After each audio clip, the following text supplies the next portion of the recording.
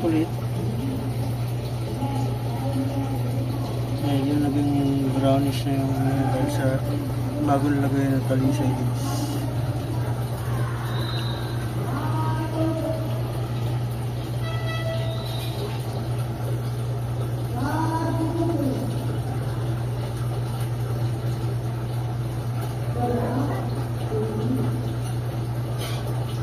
Pagpapagpag na yung mga anak ito, alisin ko yung mga smell.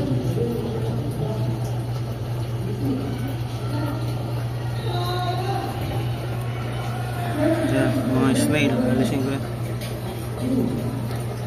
Kainin din yan mga railings eh, sayang.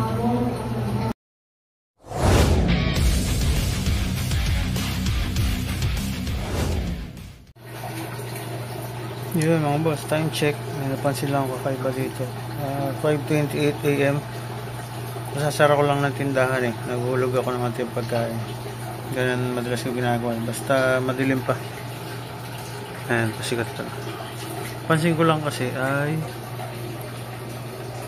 yun, nakikita nyo. May snail doon na nangingitlog. Ayun o, taas. Makita. Yun, nangingitlog. Yan. Huli sa akto. Ang taas nung inakyat. Ayun o. Ayun yan. Yun. Taas yan. Lampas kalahati nung tubig. Yan. Tapos yan. Oh, taas yung inakyat yan. Tapos, hindi lang isa yan. Tapos ko lang nakita. Mayroon na rin ng itlog dun. Oh. Akala ko bubble gum nun. Linagay nung anak ko eh. Itlog pala. Yan, mag-breed na sila. Yung gagalawin kung ano yan. Dumami sila dyan. Okay. Pero babawasan ko yung malalaki kasi sila halos kumakain ng mga plants. Kung mapapansin nyo, wala na halos gapi grass. Malinis na. Ang lalakas kumain ng mga snail. Yan, naglaglag lang ako. Yan ginagawa ko kasi minsan pagtapos ka magsara ng tindahan. Nahulog ako ng munting pagkain. Pero dito lang sa main tank, yung mga buried, hindi ko binibigyan ng pagkain. Sila lang. Ayan, kasi ang pinapakain ko nga ay yung ito, British grower. Baka biglang mag-molt nang wala sa oras yung mga buried eh. Yari. Kasi meron akong nababasa na instances na ganun na buried tapos biglang nag-molt. Yari. Pero minsan siguro every other day binibigyan ko rin sila pag umaga. Pero ang binibigay ko ay Kyoto lang. Hindi ko sila pinapakain ng grower na yun.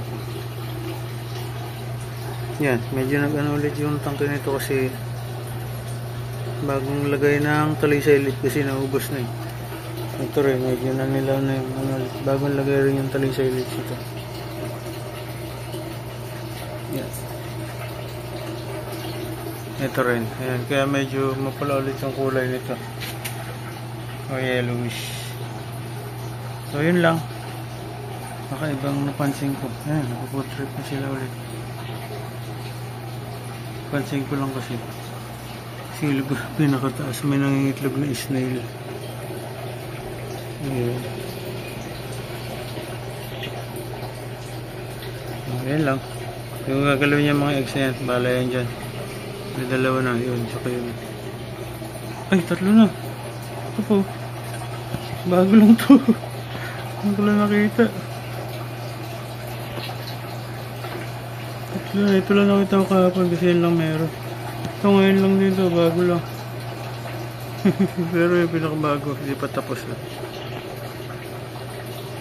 Ngayon lang mga boss. Nakita ko lang kakaiba. Nilaglag kasi ako ng pagkain. Yun, bagong video na naman mga boss. Unting video lang, wala naman masyadong kakaiba. Ngayon ay September 8. So, officially, 1 month na to. Isang berry din sa baba. Ayan, papakain na rin ako. Ayan, may pagkain siya. Pakalaglag ko lang. Officially, 1 month na siya. Bago ko mag 1 month, nasilip ko yung eggs nito. Mayroon ng mata yung iba. Ayan, ngayon nakatapo yung buntot niya. Pag nakikita ko siya nakabukas yung buntot niya, sinisilip ko, mayroon ng mga mata yung iba tsaka laman. Siguro ngayon halos lahat na mayroon. Yan lang, pakain, tapos yan, update dito.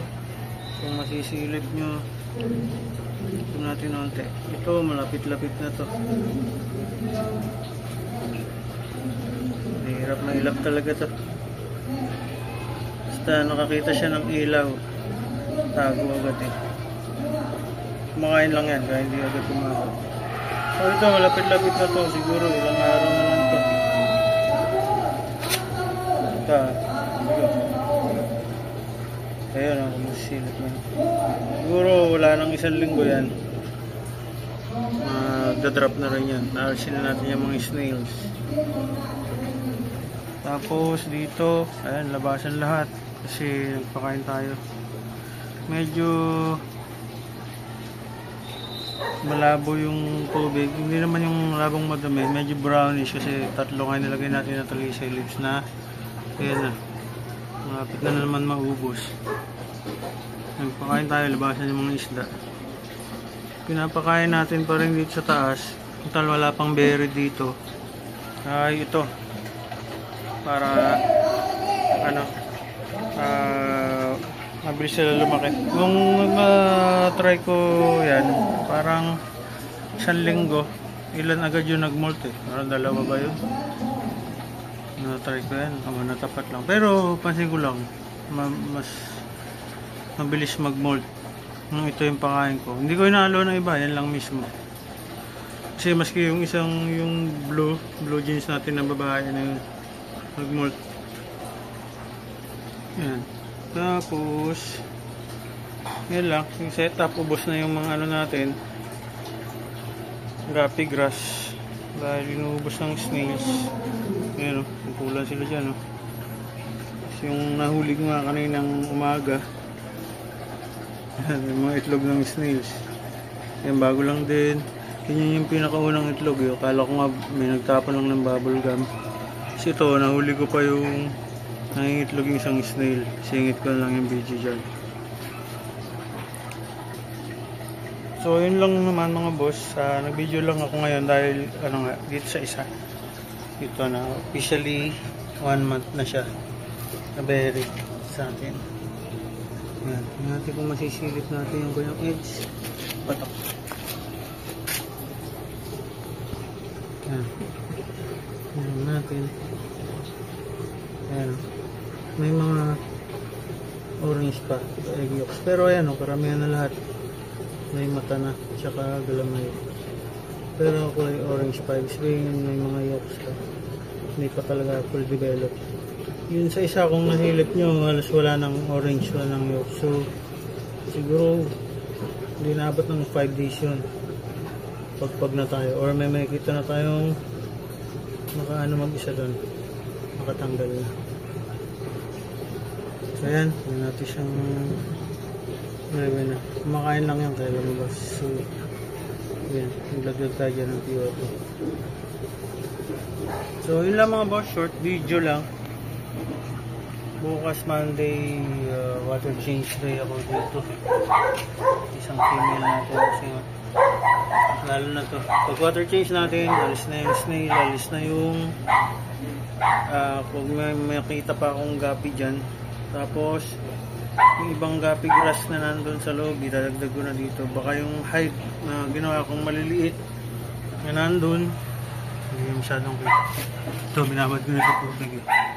Ayan, nandyan. Yung straw ng milk tea, meron dyan.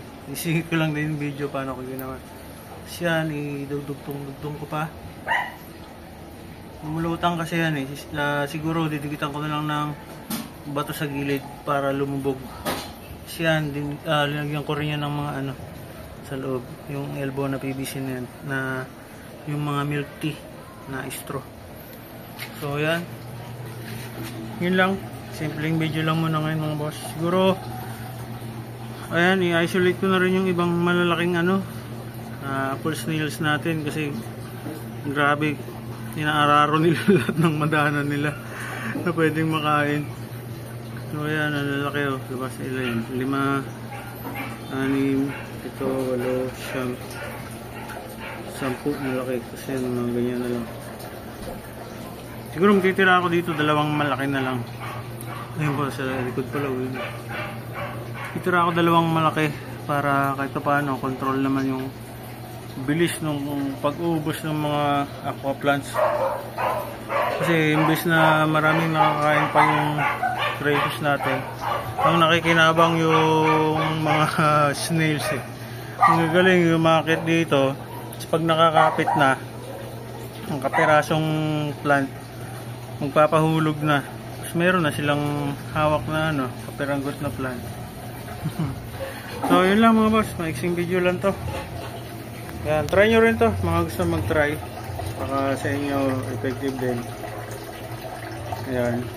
Kasi mga content niyan, pag bumili kayo sa Shopee nila, may papel doon, tapos nakalagay doon explanation yung paano tamang magpapakain, tapos yung mga content nung page nila. So yun lang mga boss, salamat sa panonood pa rin sa ating munting crayfish farming videos. Sa susunod na video ulit. Yung mga boss, ito yung ginawa kong DIY hides natin para sa ating mga krillings. Ayan, yung elbow yan na didos, siniksikan ko lang mga straw ng milk tea, tapos dinikit ko lang din ng glue stick. Tapos ito yung mga tira sa ating napagputol-putol, dinikit ko lang din ng glue stick yan.